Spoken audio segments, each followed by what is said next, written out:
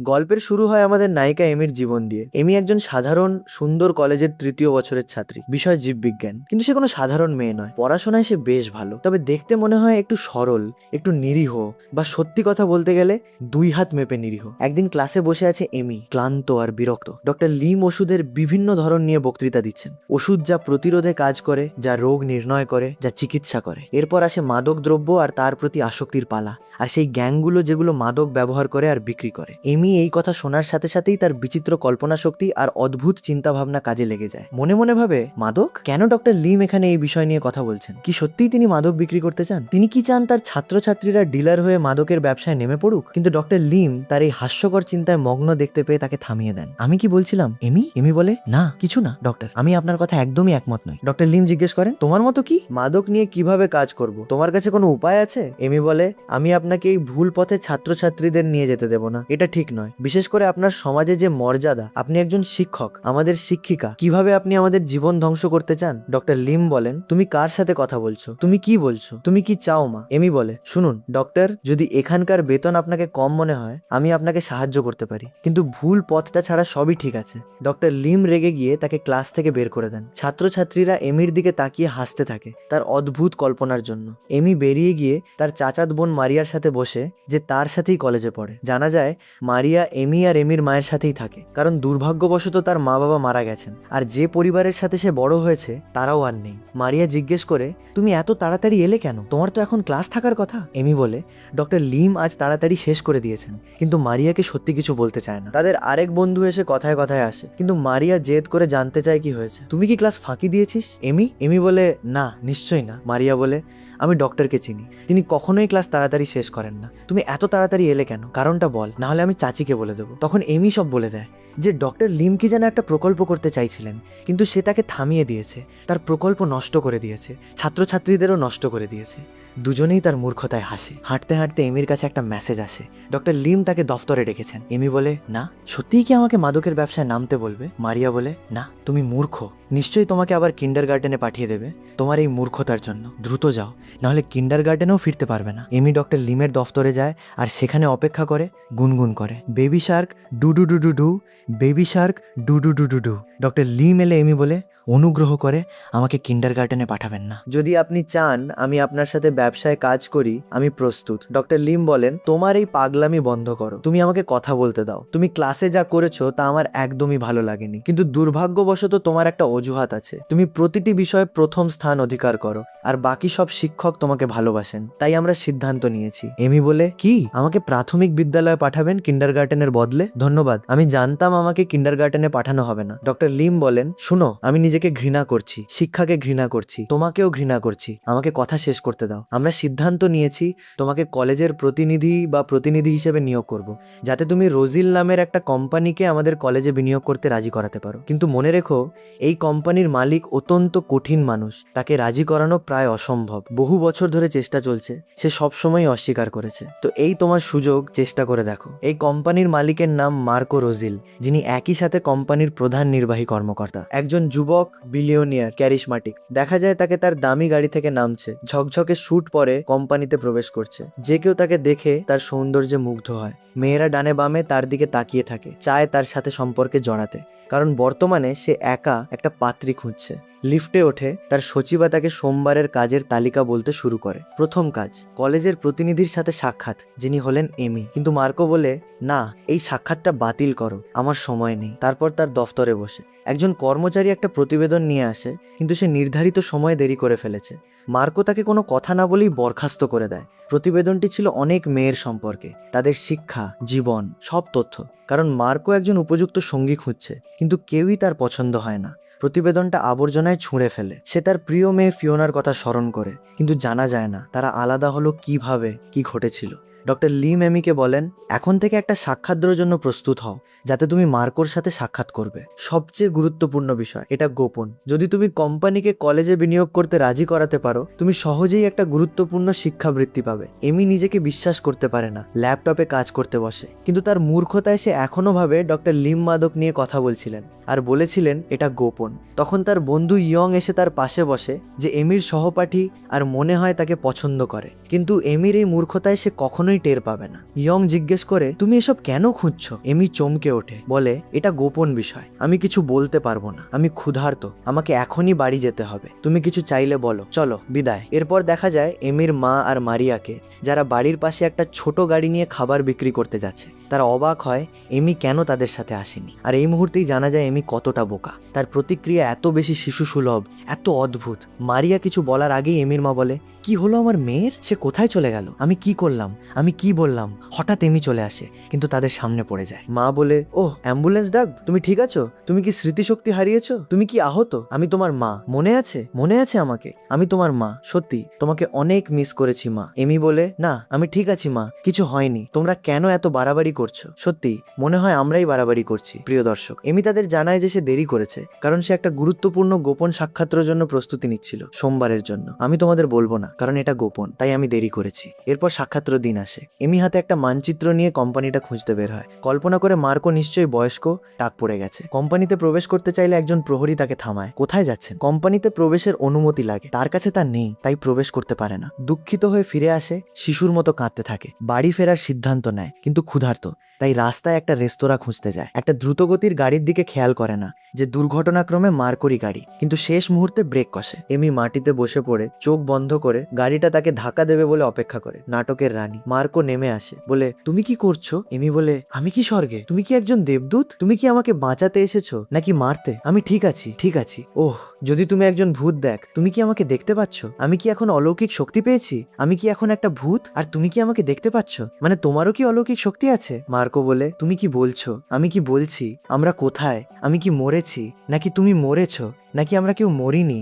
নাকি কি হচ্ছে? এমি চোখ খুলে দেখে একজন সুদর্শন যুবক, লম্বা চওড়া। একই মুহূর্তে খুশি হয় যে সে এখনো বেঁচে আছে। তখনই রাস্তায় একজন দরিদ্র শিশু এসে টাকা চায়, কারণ সে ক্ষুধার্ত। এমি তার কাছে যে সামান্য টাকা ছিল তা দিয়ে দেয়, যদিও সেই টাকা তারই দরকার ছিল। আর এই কারণে তার কাছে আর টাকা থাকে না মার্কোর কাছে যাওয়ার জন্য। মার্কো এই আচরণ দেখে বলে, ঠিক আছে চলো, আমি তোমাকে পৌঁছে দিই। এমি তার পিঠে লাফ দেয়। মার্কো বলে, তুমি কি পাগল? আমি কি আমার শরীর দিয়ে তোমাকে পৌঁছে দেব? মানে গাড়িতে উঠো, তুমি কি করছো? এমি বলে, ঠিক আছে, আর গাড়িতে চালকের আসনে বসে পড়ে। হায়, তোমাকে যে দিন দেখলাম সেই দিনই আমার কপাল খারাপ। এসো প্রিয়তমা, এসো, অন্য দিক থেকে উঠো। আমি বুঝতে পারলাম কিভাবে এই বোকামোর সাথে মোকাবিলা করতে হয়। গাড়ি চলতে থাকে। এমি জিজ্ঞেস করে, তুমি আমাকে কেন পৌঁছে দিচ্ছ? তুমি আমাকে কোথায় নিয়ে যাচ্ছ? তুমি কি আমাকে অপহরণ করছো? তুমি কি আমাকে মারতে চাও? আমি জানতাম আমি আজ মরবো, আমার তা অনুভূতি হচ্ছিল। মার্কো বলে, না, আমি অনুভব করলাম তোমার মাথায় কিছু আছে, তাই ভাবলাম হাসপাতালে নিয়ে যাই। এমি তার মাথা ছোঁয়ে বলে, না, নিশ্চয়ই না, আমি মরবো না। না, রক্ত, রক্ত, ওহ না, এটা রক্ত নয়, তাহলে কি? আর মার্কো যখন তার কথায় বিরক্ত হয়ে আর উত্তর দেয় না, তখন সে তার নাম আর অনেক কিছু জিজ্ঞেস করতে থাকে, কিন্তু মার্কো তাকে কোনো গুরুত্বই দেয় না। এমি বলে, তুমি কি জানো আমি এখানে কেন? কারণ আমার শিক্ষিকা আমাকে মাদক বিক্রি করতে বাধ্য করার চেষ্টা করছেন। তখন মার্কো উত্তর দেয়, কারণ সে অবাক হয়, মাদক? আস্তাগফিরুল্লাহ। এমি বলে, দেখো, তুমি কথা বলতে পারো, মাদকই তোমাকে কথা বলতে শিখিয়েছে। যাই হোক, আমি তোমাকে গোপন কথাটা বলবো, কারণ তুমি আসলেই আমার জীবন বাঁচিয়েছো। হ্যাঁ, মাদক, কিন্তু প্রথমে আমাকে রোজিল কোম্পানিতে একটা উপস্থাপনা দিতে হবে আমার কলেজের পক্ষ থেকে। তুমি কি এই কোম্পানির মালিককে চেনো? তার নাম মার্কো, একটা শুয়োরের বাচ্চা, একটা লম্বা টাক পরা লোক। আমি তাকে এভাবেই কল্পনা করছি, বয়স্ক, খাটো, টাক। হঠাৎ মার্কো বলে, নামো, নামো, নামো, নামো। এমি বলে, তুমি কি মজা করছো? মার্কো বলে, আমি নামতে বললাম। এমি বলে, কেন? মানে তুমি কি মজা করছো? মার্কো বলে, মেয়ে, আমি 100 বার নামতে বলেছি। এমি বলে, তুমি আমাকে তুলে নিলে আর তারপর গাড়ি থেকে নামিয়ে দিলে কেন? আমি এখন কিভাবে যাব? তুমি তো দেখেছো আমি সেই ক্ষুধার্ত শিশুকে সব টাকা দিয়ে দিয়েছি। মার্কো তার কাছ থেকে টাকা বের করে দেয়, বলে, আর কি চাও? গাড়িটা নাও, চলে যাও, আমি হেঁটে যাব। এমি বলে, না, কিন্তু আমার একটা মানচিত্র দরকার, কারণ আমি পথ হারিয়েছি। মার্কো বুঝতে পারে সবচেয়ে সহজ উপায় হলো মাথা না ঘামিয়ে রাস্তা শেষ করে তাকে সাথে নিয়ে যাওয়া। সত্যি সে তাকে কোম্পানিতে নিয়ে যায়। এমি বলে, কি তুমি এখানে কাজ করো রোজিল কোম্পানিতে? তুমি নিশ্চয়ই সেই লোকটার চালক যার কথা আমি বলছিলাম, সেই দুষ্ট লোকটার, তাই না? মার্কো কোম্পানিতে প্রবেশ করে বলে, চলো, কিন্তু প্রহরী আবার তাকে ঢুকতে দেয় না। এমি বলে, আমি এই চালকের সাথে আছি। প্রহরী বলে, কোন চালক? ঢুকতে দেয় না। এমি আবার শিশুর মতো কাঁদতে শুরু করে। মার্কো ফিরে আসে, বলে, আমি কি তোমাকে আমার পেছনে আসতে বলিনি? এমি বলে, এই প্রহরী আমাকে ঢুকতে দেয়নি। মার্কো প্রহরীকে বলে, তোমার আর আমার সাথে সাথে চাকরি নেই, চলো তুমি বরখাস্ত। প্রহরী তার চাকরি হারিয়ে দুঃখ পায় এমির জন্য। এমি বলে, সে কি তোমাকে বরখাস্ত করেনি? সে বলেছিল, কিন্তু তুমি তাকে দেখতে চাও না। তুমি যখন যাও এই টেবিলের নিচে লুকিয়ে পড়ো, তারপর আবার চাকরি শুরু করো। মার্কো তখন রেগে যায়, আমি কি তোমাকে বলিনি আমার পেছনে এসো? আমি কি করব কি করব? যথেষ্ট যথেষ্ট, ক্লান্ত হয়ে গেছি সত্যি। এমি তার পেছনে যায়, অবাক হয়ে দেখে সবাই তাকে সম্মান করে, বলে, তোমাকে এত সম্মান? তুমি নিশ্চয়ই প্রধান চালক। সত্যি, প্রবাদটি সত্যি, কুকুর প্রধানের প্রধান। মার্কো বলে, তুমি কি বলছো? এমি বলে, না কিছু না, আমি বলতে চাইছি তারা তোমাকে সম্মান করে কারণ তুমি চালক। নিশ্চয়ই মার্কো ম্যানেজার, কোম্পানির ম্যানেজার, তাই তোমার বোকামো সহ্য করতে পারে না। এমি তার পেছনে যায়, তার দামি দফতর দেখে মুগ্ধ হয়। দেখে লেখা আছে ইঞ্জিনিয়ার মার্কোর দফতর। দেখে সে দফতরের তিজোরি খুলছে। এমি বলে, কি তুমি একজন চোর? তুমি কেন চুরি করছো? তুমি কি চাও বলো, আমি তোমাকে দেবো। দয়া করে হাত বাড়িও না। দেখো, আমি বাইরে গিয়ে তুমি যা চাও তা চুরি করে আনবো। আমি তোমার সাথে জেলে যেতে চাই না। মার্কো বলে, চুপ করো চুপ করো। তখন সে একটা দামি হীরের আংটি বের করে, বলে, এটা নাও। এমি বলে, আমি এটা দিয়ে কি করব? তুমি কি চাও আমি এটা বিক্রি করি আর আমরা দুজনে ভাগাভাগি করে নিই, আমরা দুজনে চোর হয়ে যাব? মার্কো বলে, তোমার এই বোকামো, এটা তোমার জন্য বিশেষ। এমি অবাক হয়, কি উপলক্ষ? মানে আজ কি আমার জন্মদিন? না, আজ আমার জন্মদিন নয়। তুমি বলেছিলে এই হিরেটা আসল। হ্যাঁ, একটু দাঁড়াও, আমি পরীক্ষা করে দেখি। সত্যি, সে দাঁত দিয়ে ভাঙতে চায় না, মনে হয় আসল। আমরা কলেজে ফিরে যাই, দেখি এমি হারিয়ে গেছে। ইয়ং মারিয়াকে বলে, তাকে ফোন করো, দেখো কোথায়, আর জিজ্ঞেস করে তুমি কবে তাকে ভালোবাসার কথা স্বীকার করবে। ইয়ং চুপ থাকতে পারে না, বলে, শুধু তাকে নিয়ে চিন্তা করছি। সত্যিই তারা ফোন করে। মার্কো বলে, তুমি কার সাথে কথা বলছো? তারা ফোনে মার্কোর কণ্ঠ শুনতে পায়। মারিয়া বলে, তুমি কার সাথে আছো? তোমার পাশে কে? এমি বলে, ওহ, তার নাম কি ছিল? কিম, একজন চালক। কিন্তু মার্কো ফোন কেড়ে নিয়ে তাদের মুখের ওপরই বন্ধ করে দেয়, বলে, আমি তোমাকে যে আংটি দিয়েছি তা পরো, আর কিমকে যে তুমি উল্লেখ করছো সে কে? আমি তোমাকে বলেছিলাম আমার নাম কিম। এমি আংটি পরে, পছন্দ হয়। হঠাৎ দরজায় ঠকঠক শব্দ। এমি ভয় পেয়ে দ্রুত টেবিলের নিচে লুকিয়ে পড়ে, কারণ সেভাবে তারা চুরি করছে। তখন একজন কর্মচারী কিট প্রবেশ করে, মার্কোর জন্য খাবার নিয়ে আসে, কিন্তু অবাক হয় এমি তার পাশে নেই। মার্কো তাকে খুঁজতে শুরু করে, টেবিলের নিচে পায় ভয় পাওয়া অবস্থায়। এমি বলে, আমি একটা তেলাপোকা দেখেছিলাম, চেষ্টা করেছিলাম মারতে, কিন্তু সে পালিয়ে গেছে, আমি পারিনি। তখন আমরা লক্ষ্য করি সচিবা কিটের দৃষ্টি এমির দিকে পুরোটাই ঈর্ষায় ভরা, বিশেষ করে যখন সে এমির হাতে হীরের আংটি দেখে। কিট জিজ্ঞেস করে, কি তুমি এই আংটি কেন পরেছো? কিন্তু নিজেকে সামলে নেয়। মার্কো বলে, ঠিক আছে কিট, তুমি এখন বেরিয়ে যাও। আর তুমি? এমি বলে, কে এই মহিলা? সে কি তোমার ম্যানেজার? মার্কো বলে, চুপ করো, এই খাবার নাও। এরপর এমি জিজ্ঞেস করতে শুরু করে, তুমি কি কিম? তুমি কি মিস্টার মার্কোর সাথে এত ঘনিষ্ঠ? সত্যি কথা বলতে, আমাকে তো তাকে রাজি করাতে হবে আমাদের কলেজে বিনিয়োগ করতে, তখনই আমি আমার স্বপ্নের শিক্ষাবৃত্তি পাবো বিনামূল্যে। মার্কো বলে, চিন্তা করো না, আমি তোমার সাথে তার সাক্ষাতের ব্যবস্থা করে দেবো আর তোমাকে রাজি করাতে সাহায্য করব। এমি খুশি হয়, তাকে ধন্যবাদ জানায়। আমরা লক্ষ্য করি মার্কো এমির দিকে তাকিয়ে আছে, তার প্রতি ভালোবাসা অনুভব করছে। যদিও সে নিরীহ আর বোকা, সে তাকে তার বাড়িতে পৌঁছে দেয়। এমি বলে, তুমি প্রতিশ্রুতি দিয়েছিলে তুমি আমাকে মিস্টার মার্কোকে রাজি করাতে সাহায্য করবে। মার্কো বলে, হ্যাঁ, কিন্তু ধরো সে রাজি হলো না। এমি বলে, না, এত নেতিবাচক ভাবো না, সব সময় আশাবাদী হও। সে রাজি হবে, কারণ তখনই আমি শিক্ষাবৃত্তি পাবো আর তারপর সহজেই একটা চাকরিও পাবো। না হলে আমি আর আমার মা কষ্ট করব। আর তুমি তো ভদ্র মনে হচ্ছ, তুমি আমাকে সাহায্য করবে। তুমি তো আমাকে এই দারুণ আংটিটাও উপহার দিয়েছো বিনা কথায়। তুমি জানো কেন সবাই আমাকে এমনই বলে, কিন্তু আমি আসলে কথা বলি না। সত্যি, চলো আমাকে বাড়ি পৌঁছে দাও, আমি ভয় পাচ্ছি। সত্যি, সে তাকে বাড়ি পৌঁছে দেয়। আর সেখানে মারিয়া আর এমির মা আছে, যারা অবাক হয়ে দেখে এমি এই ধনী লোকের সাথে এই দামি গাড়িতে কিভাবে এলো। মার্কো তাদের সাথে পরিচিত হন। মারিয়া তার সাথে একটু খারাপ ব্যবহার করে, কারণ সে এমির প্রতি ঈর্ষান্বিত। এমির মা তাকে কিছু খেতে আমন্ত্রণ জানায়। মার্কো বলে, না, এখন পারবো না, আমাকে যেতে হবে, কিন্তু আমি অবশ্যই আবার আসবো। গাড়িতে ফিরে কিটকে ফোন করে মিস্টার মার্কোর সাথে কলেজের প্রতিনিধির সাক্ষাতের ব্যবস্থা করতে বলে, নিশ্চিত করো যে তার নাম এমি, না হলে আমি সাক্ষাতে যাব না। এমি বাড়িতে প্রবেশ করে খেতে বসে সবকিছুর পর খুশি, কারণ ভাগ্য তার সাথে ছিল। তখন ডক্টর লিমের ফোন আসে, সাক্ষাতের সময় নিশ্চিত করে আর জানায় যে মিস্টার মার্কো নিজে এমিকে নাম ধরে চেয়েছেন। এমি অবাক হয়, ওহ, সেই চালকটা দেখছি বেশ প্রভাবশালী, দ্রুত মিস্টার মার্কোর সাথে সাক্ষাতের ব্যবস্থা করে দিতে পারলো। ডক্টর লিম বলেন, মনোযোগ দাও, কলেজের ভবিষ্যৎ তোমার হাতে। পরদিন সকালে কলেজে মারিয়া তার বন্ধুদের সাথে হাঁটছে। ডং জিজ্ঞেস করে, সত্যি এমি কোথায়? 2 দিন ধরে হারিয়ে গেছে। মারিয়া বলে, তার মা বলেছে সে তাড়াতাড়ি চলে গেছে, আমি ভেবেছিলাম এখানেই আসবে, কিন্তু জানি না কোথায় গেছে। তারা ডংকে বিব্রত করে বলে, এত কিছুর পরেও তুমি এমিকে ভালোবাসার কথা বলতে পারছো না? এমি তোমার হাত থেকে উড়ে যাবে। এরপর এমি তাদের মেসেজ পাঠায় যে সে ডক্টর লিমের সাথে একটা গুরুত্বপূর্ণ সাক্ষাৎ যাচ্ছে। আমরা এমিকে দেখি যে তার বন্ধুর কাছ থেকে একটা পোশাক ধার নিয়েছে, তার উপর একটা স্যুট পরে পড়েছে, একদম ঝকঝকে, কারণ এটা সাক্ষাৎর দিন। সে কোম্পানিতে পৌঁছায়, ডক্টর লিম সেখানে অপেক্ষা করছেন।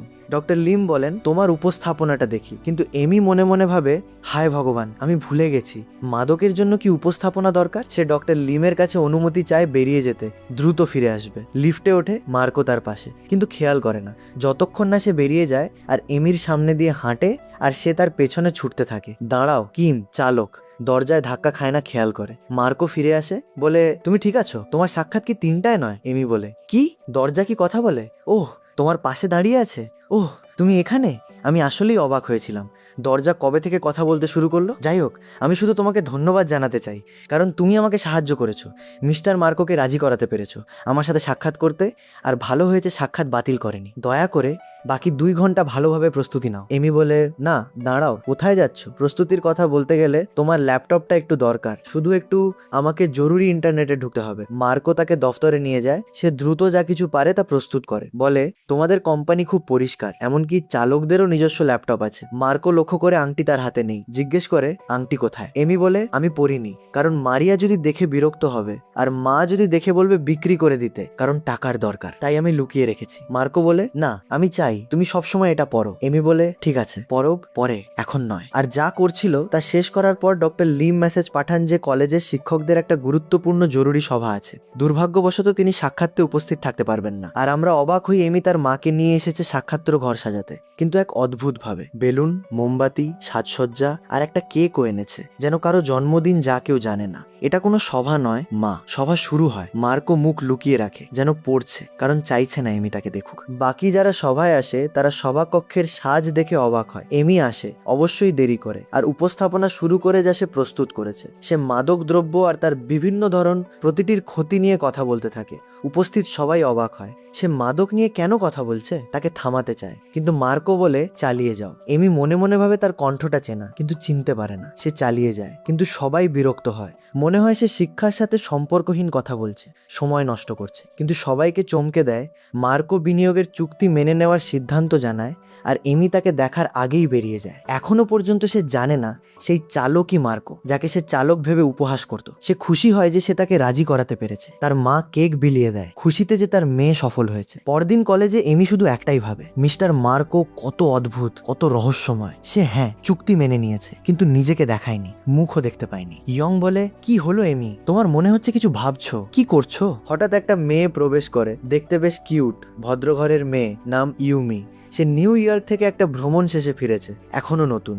সবাই তার চারপাশে জড়ো হয়, কারণ সবাই তাকে মিস করেছে, বিশেষ করে তার প্রেমিক। দেখা যায় সে এমির খুব কাছের বন্ধু। এমির জন্য একটা পুতুলের উপহার এনেছে, যাতে সব সময় তাকে মনে রাখে। সবাই মিলে বসে সিদ্ধান্ত নেয় কাল বের হতে হবে, কারণ কাল ভালোবাসা দিবস। কিন্তু এমি বলে, মাফ করো সবাই, মাফ করো, কাল আমার হয়তো আরেকটা কাজ আছে। ইউমি খুব মনোযোগ দিয়ে এমির হাতে আংটি দেখতে পায়, বলে, এমি, কি আংটি? তুমি কি বাগদান করেছো? সবাই অবাক হয়। বল এমি, কি হলো, কবে, আর কে? ইয়ং হতবাক, দুঃখিত। এমি বলে, সত্যি কথা বলতে আমি তোমাদের বলতে পারবো না সে চালক কিমই আংটি দিয়েছে, কারণ এটা গোপন। তারা বলে, কিমকে? যে তোমাকে আংটি দিয়েছে তার নাম বল, কারণ আমরা গোপন কথা জানতে চাই না। সে তাদের উত্তর দিতে পারে না। ঠিক সেই মুহূর্তে মিস্টার মার্কোর ফোন আসে, কিন্তু এমি তার নম্বর সংরক্ষণ করেনি, জানে না কে। সে রিসিভ করে, হ্যালো হ্যালো বলে, ওহ, তোমার নামও এমি? তুমি কিভাবে তোমার নাম লেখো? এমি অয় দিয়ে নাকি আ দিয়ে? কি, একটু দাঁড়াও, তুমি তো একজন পুরুষ, আর তোমার নাম কিভাবে এমি? মার্কো বলে, হায়, আমি ভুলে গেছিলাম এই বোকামো আমার জীবনে আছে। আমি কেন ফোন করলাম, কেন? বলে, তুমি কি বলছো? 4টা বাজে প্রস্তুত হও, আমি কলেজের গেটে তোমাকে নিতে আসবো। এমি বলে, আমি কি প্রস্তুত হব, আর কাকে নিতে আসবে? আমি তো শুধু জানি তোমার নাম এমি। সে তার মুখের ওপর ফোন বন্ধ করে দেয়। একই সময়ে মার্কোর দফতরে তার পুরনো বন্ধু কিরো প্রবেশ করে, যে ছোটবেলার সঙ্গী, এখন ধনী যুবক, ব্যবসায়ী, মার্কোর ডেপুটি, তার ডান হাত। মার্কো বলে, কি তোমাকে এখন এখানে ছুঁড়ে ফেললো? কি চাও? কিরো বলে, কিছু না, শুধু বন্ধুকে দেখতে এলাম। মার্কো বলে, কি বন্ধু? আমাকে আর তোমাকে একটা বাক্য জোড়া দেয় না, আমরা বন্ধু নই, শুধু ব্যবসায়িক অংশীদার। কিরো বলে, ঠিক আছে, ব্যবসায়িক অংশীদার। যাই হোক, বল, এখনো একা? জানো, যতদিন না বিয়ে করছো তোমার কোম্পানিতে অবস্থান তোমার বাবার ইচ্ছাপত্র অনুযায়ী দুর্বলই থাকবে, আর কোম্পানির উত্তরাধিকার পাওয়ার আগে তোমাকে বিয়ে করতে হবে। মার্কো বলে, আমি ইচ্ছাপত্রটি ভালো জানি, ধন্যবাদ মনে করিয়ে দেওয়ার জন্য, কিন্তু আমি ইতিমধ্যেই একজন স্ত্রী খুঁজে পেয়েছি। কিরো বলে, সত্যি? কবে? কে? আমি কি চিনি? মার্কো বলে, না, আমি কিছুদিন আগে কয়েকদিনের মধ্যেই তাকে দেখেছি। মার্কো তার স্বভাব বর্ণনা শুরু করে। সে একটা বোকা, শিশু সুলভ কথাবার্তা বলে। কিরো অবাক হয়, সে কোনো ভালো গুণ বলছে না, সব অদ্ভুত গুণ, বিশেষ করে সেই গুণগুলো যেগুলো মার্কো মেয়েদের মধ্যে ঘৃণা করে, মানুষের মধ্যে সাধারণত। তাহলে তুমি তাকে কেন বেছে নিলে? এই মেয়েটার মধ্যে বিশেষ কি আছে? তুমি কেন তাকে বেছে নিলে চাচার ইচ্ছাপত্রটি পালন করতে? মার্কো বলে, ব্যাপারটা সহজ, কারণ আমি কখনোই এমন একজনের প্রেমে পড়বো না। আমি শুধু তাকে বাগদান করেছি একটা নির্দিষ্ট স্বার্থের জন্য। আমি তাকে ভালোবাসি না, কিছুই না। আমরা কলেজে ফিরে যাই। মারিয়া তার প্রেমিক লুইয়ের সাথে হাঁটছে। তখন এমি তাদের দিকে আসতে দেখে দ্রুত একপাশে লুকিয়ে পড়ে। কেউ যেন তার হাতের আংটি নিয়ে কিছু না জিজ্ঞেস করে। আর তারপর 4টা বাজে, সে বের হয়। অবাক হয়ে দেখে মার্কো তাকে অপেক্ষা করছে। তাদের মধ্যে ভালোবাসার দৃষ্টি আদান প্রদান শুরু হয়, আর দুজন পাশে দাঁড়িয়ে থাকা লোকজন লক্ষ্য করে ফুল ছুঁড়ে মারে। কিন্তু মার্কো বলে, যথেষ্ট, যথেষ্ট, চলো এমি, দাঁড়িয়ে আছো কেন? এমি নাচতে শুরু করে, কারণ দাঁড়িয়ে থাকতে বিরক্ত লাগছে। মার্কো বলে, কিন্তু নাচা বন্ধ করো। এমি বলে, আমি জানতাম না তুমিই আমার জন্য আসছো। আমি আসলে একজন এমি নামের কাউকে অপেক্ষা করছিলাম। যাই হোক, আমি ক্ষুধার্ত, আমি বাড়ি যেতে চাই, উঠো, আমি তোমাকে পৌঁছে দেব। সে তাকে একটা দামি রেস্তোরাঁতে নিয়ে যায়। অনেক খাবার অর্ডার করে। সে শান্তি পছন্দ করে, কিন্তু এমি কথা বলতে থাকে আর সে খায়। এমি বলে, এখানকার সবাই গায়ক, তুমি কিভাবে এই জায়গায় প্রবেশ করো? তোমার ম্যানেজার কি তোমাকে অনুমতি দেয়? মিস্টার মার্কো নিশ্চয়ই খুব দয়ালু, নাকি তুমি তার সুপারিশে প্রবেশ করেছো? মনে হচ্ছে তুমি তার সুপারিশে এসেছো। টাকা তার কাছেই যাবে আর তোমাকে বরখাস্ত করবে, নাকি তোমাকে অনেক টাকা দেয়, তোমাকে অনেক বেতন দেয়, তাই তুমি এত স্বাধীনভাবে প্রবেশ করো? তোমার বেতন দিয়ে বিনা কথায় খাও আর চুপ করো। এমনকি খাবারেরও একটা পরিকল্পনা আছে, আর সে কারণে তার কোনো খাবারের শিষ্টাচার নেই। বেলুন দিয়ে খাবার মুখে ঢোকাচ্ছে, সবাই তাকে ঘৃণা আর অবাক হয়ে দেখছে। এরপর মার্কো খেতে খেতে একটু কাশি, তারপর স্বাভাবিকভাবে পান করে। কিন্তু এমি ভয় পেয়ে যায়, মনে করে সে শ্বাসরোধ হচ্ছে। উঠে তার মুখ ধরে বলে, তুমি কি জিহ্বা গিলে ফেলেছো? আর রেস্তোরাঁর সবাই তাদের দিকে তাকায়, আর সে তো ঠিকই আছে, কিন্তু লজ্জা পায়। বলে, চলো। আর রেস্তোরাঁ থেকে বেরিয়ে যায়, তাকে কোম্পানিতে নিয়ে যায়। সেখানে কিরো আর একজন কাজী অপেক্ষা করছে, যিনি এমিকে আমাদের নায়কের সাথে বিয়ে দেবেন। মার্কো এমিকে অপেক্ষা করতে বলে, নিজে কাজী আর কাগজপত্র সাজাতে যায়। এমি কিরোর সাথে বসে, যে তার বোকামো দেখে হাসতে থাকে, আর সে এখনো পর্যন্ত জানে না মিস্টার মার্কোকে। এমি বলে, সত্যি? সে কি সেই বয়স্ক লোকটা যে চালক কিমের সাথে ছিল? মানে কাজীকে বোঝাচ্ছি। তারপর মার্কো ফিরে আসে, বলে, বিয়ের কাগজে সই করো। এমি কিছু না পড়েই সই করে দেয়। কিরো বলে, বিয়ের অভিনন্দন। এমি বলে, কে বিয়ে করলো? সত্যি কথা বলতে, আমি বিয়ে ভালোবাসি। কিরো বলে, হ্যাঁ, তুমি আর মার্কো। এমি বলে, আমি আর সেই বয়স্ক লোকটা বিয়ে করলাম? বিরক্ত হয়, কিন্তু মার্কো তাকে অবশেষে বুঝায় যে সে নিজেই মিস্টার মার্কো। বলে, এখন থেকে আমরা আইনত বিয়ে করা। এমি হতবাক হয়, বলে, কবে? বুঝিয়ে বল, আমি কবে বিয়ে করলাম? আমি কি বিয়ে করেছি আর ভুলে গেছি? আমি কি স্মৃতিশক্তি হারিয়েছি? তুমি কি আমার স্বামী ছিলে আর আমি ভুলে গেছি? তুমি কি আমাকে তোমার কথা মনে করিয়ে দেওয়ার চেষ্টা করছো? এমন কিছু হয়নি, আমরা বিয়ে করেছি, হ্যাঁ, কিন্তু বিয়ে মা তুমি করনি, কিন্তু আমরা আইনত বিয়ে করা, আর আমি তোমাকে পরে বিয়ের অনুষ্ঠান করতে পারি। কিরো তাদের বিতর্ক শুনতে থাকে, হাসতে হাসতে মরতে চায়, কিন্তু নিজেকে সামলে রাখে। এমি মার্কোকে বলে, তুমি পাগল, তুমি চালক ছিলে, এখন বলছো তুমি মার্কো? বলো, তুমি কি মানসিক রোগী নাকি কি করছো? মিস্টার মার্কো জানলে যে তুমি তার পরিচয় দাবি করছো, তোমাকে জেলে পুরবে। মার্কো তাকে শান্ত করে, আর এমি বিয়ের পর তার জীবন কেমন হবে স্বপ্ন দেখতে শুরু করে। সব গোলাপি সে মার্কোর জন্য নাস্তা তৈরি করে। সে তাকে ধন্যবাদ জানায়, বলে, তুমি পৃথিবীর সবচেয়ে সুন্দর স্ত্রী। আর তারা সুখী রোমান্টিক জীবন যাপন করে। কিন্তু মার্কো তাকে গাড়িতে স্বপ্ন থেকে টেনে তোলে, বলে, চলো, পৌঁছেছি। এমি বলে, কোথায় পৌঁছেছি? চোখ বড় বড় করে দেখে একটা বড় দামি বাড়ি, মার্কোর ভিলা। প্রবেশ করে দৃশ্য দেখে মুগ্ধ হয়, কি সুন্দর, কি মনোমুগ্ধকর। মার্কো বলে, তোমার নতুন বাড়িতে স্বাগতম। এমি বলে, কার বাড়ি? আমার? মার্কো বলে, হ্যাঁ, তোমার বাড়ি, আমরা তো বিয়ে করেছি। এমি বলে, সত্যি? এটা আমাদের বাড়ির 100 গুণ। খুশি হয়, কারণ ছোটবেলা থেকে স্বপ্ন ছিল এমন একটা বিশাল বাড়িতে থাকবে। বলে, আমি কি সবকিছু গোলাপি রঙে রাখতে পারি? দেওয়াল, চেয়ার, সবকিছু সবকিছু গোলাপি। আর তোমার চিন্তা কেন এত অদ্ভুত? গোলাপি এখনই? কিন্তু বলে, তাহলে এখানে লোকজন কোথায়? মার্কো বলে, না, কেউ নেই। এমি বলে, কিভাবে? এত কিছুর পরেও কেউ নেই? মার্কো বলে, চলো, কথা বন্ধ করো, আমি ঘুমাতে চাই, তুমিও ঘুমাও। সে তার ঘরে ঘুমাতে যায়। এমি তার ব্যাগ মাটিতে রাখে, মাথা তাতে রাখে, আর সেখানেই ঘুমিয়ে পড়ে। হ্যাঁ, এত ধনের মধ্যেও আমাকে আমার স্থান জানতে হবে। আমি এখনো গরিব, তোমরা আনন্দ করো আর এই সব ধন দৌলত উপভোগ করো, আমি এখানে ঠান্ডা মেঝেতে ঘুমাব। আর সে স্বাভাবিকভাবে অবাক হয় কেন সে তার পেছনে এল না। ফিরে এসে দেখে সে মেঝেতে ঘুমাচ্ছে। বলে, তুমি কি করছো? তোমার কি আছে? এমি বলে, কিন্তু মাথা ব্যথা বন্ধ করো, আমাকে ঘুমাতে দাও। মার্কো বলে, আবার আবার তুমি এখানে কেন ঘুমাচ্ছ? এমি বলে, তুমি কি আমাকে মেঝেতে ঘুমাতে বলেছিলে? মার্কো বলে, আমি কি তোমাকে মেঝেতে ঘুমাতে বলেছি? মানে চলো ঘুমোতে যাও, মানে তোমার ঘরে যাও ঘুমাও। এমি বলে, কিন্তু তুমি তো আমাকে জানাওনি যে এখানে আমার ঘর আছে। মার্কো প্রথমবারের মতো তার সামনে হাসে, তার এই বোকামোতে। এমি খুশি হয় যে সে তাকে হাসিয়েছে, আর তার পেছনে ছুটতে থাকে। তার বড় ঘর দেখে আর মার্কোকে তার স্যুট খুলতে দেখে অদ্ভুতভাবে তার দিকে এগিয়ে আসতে দেখে এমি চিৎকার করে ওঠে, কিন্তু এসব কল্পনা। মার্কো বলে, তুমি চিৎকার করছো কেন? আমি খুলছি কারণ গরম, আর তুমি তো এসির রিমোটের ওপর বসে আছো। তারপর এসি চালিয়ে দেয় আর সবশেষে তার ঘরে ঘুমাতে চলে যায়। এমি তার গভীর ঘুমে চলে যায়, আর যখন জেগে ওঠে চিৎকার করে যে সে তার বাড়িতে নেই, ভুলে গেছে সে এখানে ভিলায় ঘুমিয়েছে। তুমি যদি 50 টাকার এক টুকরো খেতেও দাও না, এত সুন্দর দৃশ্য দেখতে পাবে না। তখন সে পাশে মার্কো রেখে যাওয়া একটা চিঠি পায়, যেখানে লেখা সে ভুলে গেছে তাকে বিয়ের আংটি দিতে, আর সে কাজ থেকে তাড়াতাড়ি ফিরবে, আর যেন কোথাও না যায়, ভিলা ছেড়ে না যায়। চিঠির পাশে আরেকটা সুন্দর আংটি। এমি সেটা তার পরা আংটির ওপরেই পরে নেয়, যাতে মারিয়া আর বন্ধুরা খেয়াল না করে বা কিছু না বলে। কলেজে এমি দেরি করে, তখন মারিয়া বলে সবাইকে সে হারিয়ে গেছে, গতকাল থেকে ফোন করছে, রিসিভ করছে না। কিন্তু অদ্ভুত ব্যাপার, তার মা এবার প্রতিবারের মতো চিন্তা করছে না, যেন জানে এবার সে কোথায়। ইয়ংও চিন্তিত, দুঃখিত, কারণ সে তার সাথে বের হতে চেয়েছিল, আর একটা কুকুরের বাচ্চার উপহারও এনেছে, কারণ এমি প্রাণী ভালোবাসে, ছোট কিউট, যাতে সে লালন পালন করতে পারে, বড় করতে পারে। কিন্তু হঠাৎ এমি ছুটে আসে, দেখে সবাই চিন্তিত ছিল, বিশেষ করে মারিয়া। কিছু বলার আগেই ক্লাস শুরু হয়ে যায়, সবাই নিজ নিজ জায়গায় চলে যায়, কিন্তু এমি আর ইয়ং এর কোনো ক্লাস নেই। এমি কুকুরের উপহারে খুশি হয়ে ওঠে, তাকে নিয়ে খেলতে থাকে। ক্ষুধার্ত হলে ক্যাফেটেরিয়ায় খেতে যায়। একই সময় মার্কো কিরোকে একটা কিউট ছোট বিড়াল খুঁজে দিতে বলে। আমরা আবার এমির কাছে ফিরে আসি, যে কুকুর নিয়ে খুশি, একটা নাম খুঁজছে। ইয়ং বলে, সত্যি কথা বলতে এমি, আমি তোমাকে একটা কথা স্বীকার করতে চাই।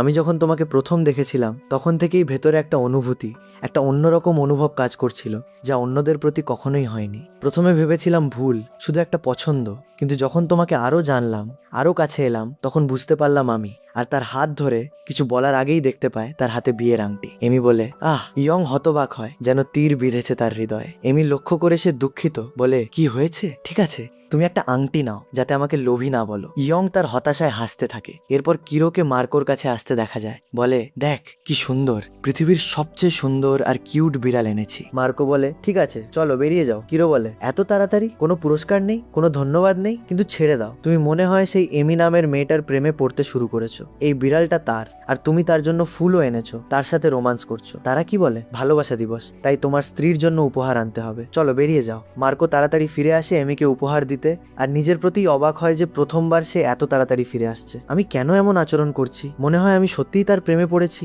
ভিলায় প্রবেশ করে এমিকে ডাকে, কিন্তু পায় না, ফোন করেও রিসিভ করে না। এমি তার মায়ের কাছে গেছে, আর মা তাকে কান ধরে ধরে। এমি বলে, একটু দাঁড়াও, আমি গতকাল সব ব্যাখ্যা করব। সত্যি? মা বলে, কি ব্যাখ্যা করবি? তুমি এখন এখানে কি করছো? তোমার স্বামীর বাড়ি ছেড়ে কেন? তোমার স্বামী তোমার জন্য চিন্তিত। এমি বলে, কিভাবে জানলে আমি বিয়ে করেছি? কিন্তু উত্তর দেয় না, মনে হয় মার্কোই তাকে বলেছে। মা বলে, চলো তোমার স্বামীর বাড়িতে যাও, যেন তোমাকে ছাড়তে পেরে খুশি। একটা ট্যাক্সি ঠেকিয়ে দেয়, তাকে তাতে তুলে দেয়। মার্কো তাকে অপেক্ষা করছে, রেগে আছে, জানে না সে কোথায়। 3 ঘন্টা ধরে অপেক্ষা করছে। এমি ভিলায় পৌঁছায় ইয়ং এর দেওয়া কুকুরটা সাথে নিয়ে। মার্কোর গাড়ি দেখে ভয় পেয়ে যায়, জানে সে তাড়াতাড়ি ফিরেছে, তাকে পায়নি, আর এখন রেগে আগুন, তার জীবন নরক করবে। প্রবেশ করে দেখে সে বসে অপেক্ষা করছে। এমি বলে, তুমি কি জানো এখন কত বাজে? মার্কো বলে, তুমি কি জানো এখন কত বাজে? এমি বলে, না, আসলে আমার ফোন বন্ধ ছিল, দেখো না তোমার ফোনে। বা যদি চাও একটা ঘড়ি কিনতে যাই, কোনো সমস্যা নেই, যাতে প্রতিবার সময় জিজ্ঞেস করতে না হয়। ওহ, এই সুন্দর বিড়ালটা কার? আমার কি তোমাকে জিজ্ঞেস করা উচিত নয় তোমার হাতে এই কুকুরটা কার? এমি বলে, নামটা গুরুত্বপূর্ণ নয়। মার্কো বলে, তুমি কাছে এসো, বিড়ালটার সাথে খেলো, তার নাম কি জিজ্ঞেস করো, তার উত্তরের অপেক্ষা করো। প্রিয় দর্শক, বিড়াল কি উত্তর দেবে? মার্কো বলে, তুমি বোকা, বিড়াল কি উত্তর দেবে? এমি বিরক্ত হয়, কারণ সে বারবার তাকে বোকা বলে। মার্কো জিজ্ঞেস করে, তুমি কোথায় ছিলে? এমি বলে, আমি ইয়ং এর সাথে ছিলাম, আমার কলেজের সহপাঠী, সে আমাকে এই কুকুরটা দিয়েছে। জানো কি, যখন সে আমার হাতে বিয়ের আংটি দেখলো, দুঃখ পেল, কাঁদতে শুরু করলো, জানি না কেন, হয়তো ঈর্ষা অনুভব করলো যে আমার দুটো আংটি আছে। তুমি কি তার জন্য একটা আংটি কিনতে যাই, যাতে সে না বলে আমি লোভী? মার্কো বলে, কথা বন্ধ করো, চুপ করো। এমি বলে, ঠিক আছে, এই বিড়ালটার নাম কি? মার্কো বলে, তুমি একটা নাম বেছে নাও। এমি বলে, ইমল। মার্কো বলে, কি মল যে তুমি বলছো, কি অদ্ভুত এলোমেলো নাম, একটা সুন্দর নাম দাও না, যেমন আমি জানি না কোনো সুন্দর নাম মানে। একটা কথা বলি, আমি ঘুমাতে যাচ্ছি, তুমি তুমি ইচ্ছামতো রাখো। ইমল, কোনো সমস্যা নেই। এমি বলে, জানো কি, ইমল আসলে আমাদের দুজনের নামের মিশ্রণ। এমি আর মার্কো রোজিল, ইমার ওল, বুঝতে পারছো? ইমল, এভাবে বুঝতে পেরেছো? তুমি নাকি আমি ভুল ব্যাখ্যা করলাম? মার্কো হাসে, যখন জানে সে একটা বুদ্ধিমান নাম বেছে নিয়েছে আর তাদের ভালোবাসাকে দম্পতি হিসেবে প্রকাশ করেছে। কিন্তু যাই হোক, যদি পছন্দ না হয় আমি আরেকটা ভাব। মার্কো বলে, না না, সুন্দর নাম ইমল, আমার ভালো লেগেছে। হঠাৎ কিরো তাদের কাছে আসে, বলে, দেখো আমি ধরেছি, কিন্তু এমির সামনে কথা বলতে চায় না। মার্কো বলে, দাঁড়াও, আমি চাবি নিয়ে আসি। কিরো এমির সাথে একটু দাঁড়ায়, বলে, মধুচন্দ্রিমা কেমন চলছে? এমি বলে, মধুচন্দ্রিমা? না, কিছু নেই, আসলে আমি একটা বিছানায় ঘুমাই আর সে অন্য বিছানায়। কিরো বলে, না, তোমাদের মধুচন্দ্রিমা কাটাতে হবে, একই বিছানায় ঘুমাতে হবে, তুমি তাকে এই ব্যাপারে বলো। মার্কো আসে, বলে, চলো। এমি অবাক হয়, তারা কোথায় যাচ্ছে? এরপর এমি দেখে মার্কো যে ফুল এনেছে সেটা দেখে খুব পছন্দ করে, কিন্তু তারপর ভাবে, এই ফুল কি আমার জন্য, নাকি মার্কো অন্য কাউকে ভালোবাসে? হয়তো এই ফুল সেই মহিলার জন্য, আর তাই সে এত দেরি করে বেরিয়েছে। মনে মনে বলে, সত্যি আমাকে মধুচন্দ্রিমার জন্য রাজি করাতে হবে, যাতে সে আমার ছাড়া আর কারো প্রেমে না পড়ে, সে তো আমার স্বামী। কিন্তু আমরা অবাক হই, মার্কো আসলে একটা গ্যাংয়ের প্রধান, মাফিয়া বস, আর যুদ্ধের কলায় খুব পারদর্শী। তার লোকদের যুদ্ধ আর অস্ত্র ব্যবহারে প্রশিক্ষণ দেয়।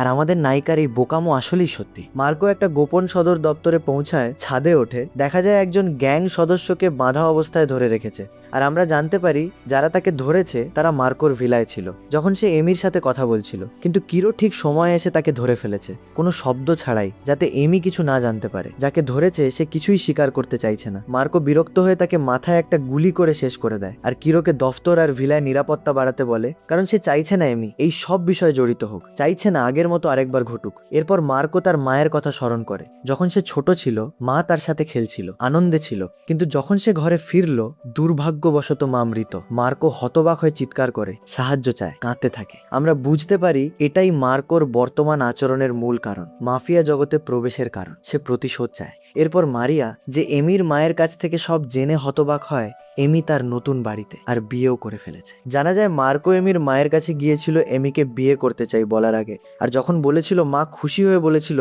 আমার মনে হচ্ছিল তোমাদের মধ্যে কিছু একটা আছে, আর বুঝিয়েছিল বিষয়টা দ্রুত আর গোপনে হবে। এমি ল্যাপটপে বসে একটা উপযুক্ত জায়গা খুঁজছে যেখানে তারা মধুচন্দ্রিমা কাটাতে পারে। মার্কোকে ফিরতে দেখে বলে, কি এত তাড়াতাড়ি? বলো সত্যি কথা, এই ফুল কি আমার জন্য নাকি অন্য কারো? মার্কো বলে, স্পষ্ট যে তোমার জন্য, আর কার জন্য হবে? এরপর ওঠে তার জন্য কফি তৈরি করে, কারণ সে এখনো জেগে আছে, রাত জেগেছে। কফি খেতে খেতে এমি বলে, একটা কথা বলতে চাই, আমরা মধুচন্দ্রিমায় কবে যাব আর কোথায় যাব? এটা শুনে মার্কো উজ্জ্বল হয়ে ওঠে আর কফি তার পোশাকের ওপর ঢেলে দেয়। জানে না কথায় নাকি কফির সাথে এমন করলো। পরদিন সকালে এমি তার জন্য নাস্তা তৈরি করে যাতে কাজে যাওয়ার আগে খেতে পারে। বলে, আমার জন্য কফি বানাও। আর দেখে সে কত ভালোবেসে তার জন্য কফি বানাচ্ছে। এমি লক্ষ্য করে তার চোখ থেকে প্রেমের হৃদয় বেরিয়ে আসছে। সে তার প্রেমে পড়তে শুরু করেছে। কলেজে মারিয়া বাকি বন্ধুদের বলে এমি মিস্টার মার্কোকে বিয়ে করেছে। সেই বিখ্যাত মিস্টার মার্কো রোজিল কোম্পানির ম্যানেজার। হ্যাঁ, সেই যুব বিলিয়নিয়ার। সত্যিই আমি জানি না এটা কিভাবে হলো, বা কবে চিনলো, বা ঠিক কি হলো। ইয়ং বলে, আমরা নিজেই তার কোম্পানিতে যাই ঠিক কি হলো জানতে, আর এমির খোঁজ নিতে হয়তো তাকে অপহরণ করা হয়েছে। মার্কো কাজে অবাক হয় এমি এসেছে, আর তার জন্য দুপুরের খাবারও এনেছে। সচিবা কিট এমিকে দেখে এখনো ঈর্ষান্বিত। মার্কো খাবার নেয়, এমি তার জন্য ভাত হৃদয়ের আকারে সাজিয়েছে। খেতে শুরু করে, কিন্তু অবাক হয় এমির বন্ধুরা সবাই দফতরে প্রবেশ করেছে। ইয়ং মার্কোকে বলে, আমরা কথা বলতে চাই। মার্কো তাদের একপাশে নিয়ে কথা বলে, আর বাকি বন্ধুরা এমিকে অভিনন্দন জানায়, দেখে সে এত ধনী সুদর্শন লোককে বিয়ে করেছে। কিন্তু মারিয়া রেগে আছে এমির ওপর, বলে, তুমি কি পাগল? আমি তোমার জন্য চিন্তিত ছিলাম, আর তুমি আমাকে একটা মেসেজও পাঠাওনি, বুঝাও কি হলো? কিন্তু তারপর শান্ত হয়, এমিকে অভিনন্দন জানায় জড়িয়ে ধরে।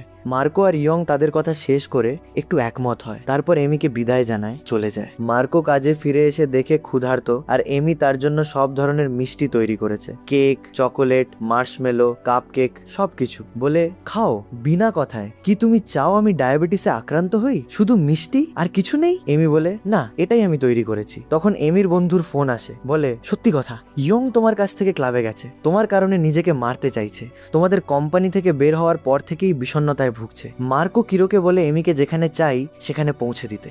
এমি যায় ইয়ংকে প্রথমে দেখতে। যখন ইয়ং তাকে দেখে তাকে জড়িয়ে ধরে। একই সময় মার্কো বসে এমি যা তৈরি করেছে সব মিষ্টি খেতে থাকে, ক্ষুধার্ত, আর চিন্তা করে না ডায়াবেটিস, ক্যালোরি, কিছুই না। কিরো তার সাথে বসে বলে, আমি শুনেছি দুইজন গুরুত্বপূর্ণ ব্যক্তি, লাস আর গেরসন, তোমার শত্রু ডোডের সাথে হাত মিলিয়েছে।